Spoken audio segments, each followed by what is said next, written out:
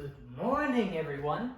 I wanted to talk about today indeterminate forms, but you need to check what your limit expression is before you can correctly apply L'Hopital's rule.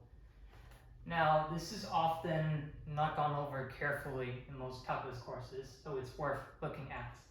There exists 7 forms in the world, and they can all be classified as quotients, products, differences, and powers. The first one is 0 over 0. I'm going to regress slowly. Infinity over infinity. Next is 0 times infinity. Infinity minus infinity. 0 to the 0. 1 to the infinity. And finally, infinity raised to the 0 power. So that's a total of 2 indeterminate quotients, 1 indeterminate product, 1 indeterminate difference, and 3 indeterminate powers. Now, how do you go and apply L'Hopital's rule correctly then? If you have a quotient, that's easy. You directly apply the rule just as it states.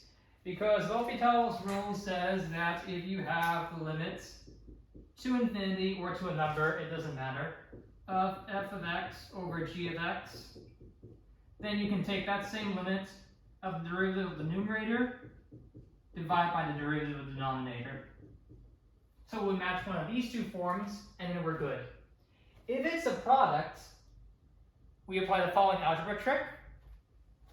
We understand that f of x times g of x, that multiplication and division are kind of inverse operations from each other. So one of these functions, g of x or f of x, we can write that as divided by 1 over itself. As you see over here, f of x over 1 over g of x. Swap the other functions around. It's a nasty thing about algebra at times. And then differences. Differences is a fraction gymnastic nightmare. Because you could either factor stuff, you could rationalize the numerator or denominator, or you could find a common denominator. All of that stuff. It's jumping through hoops, I'm telling you. And then finally, if you're dealing with powers, raise any exponent to a logarithm of any base, and then simplify from there. So if we take a look at this example here, when I deal with a base of e, the natural exponent, I have the limit as x goes to infinity of f of x raised to another function's power, g of x. I operate this by e of natural logarithm.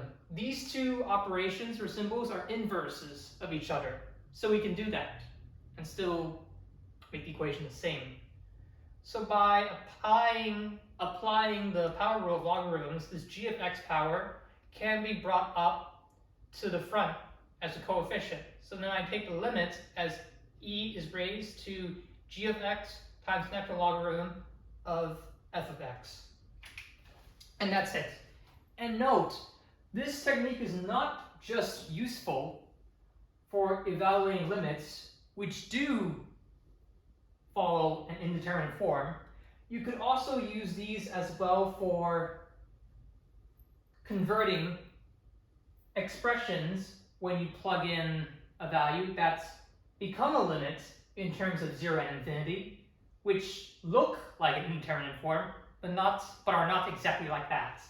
So if I write something as infinity plus infinity, for example, I could use algebra or something around those rules here to rewrite this as infinity minus infinity.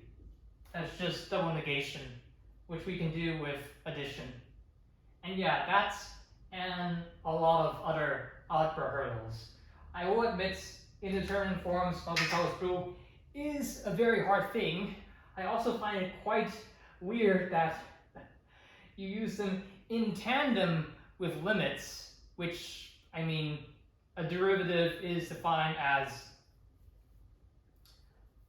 the limit of a difference quotient. So might be some stricter reasoning there. But anyhow, this is what you need to check every time you're doing a L'Hopital rule problem. I will go over future examples where I'm actually evaluating limits of functions, and then we'll see L'Hopital's rule at work. All right, until then, I'll see you in the next one.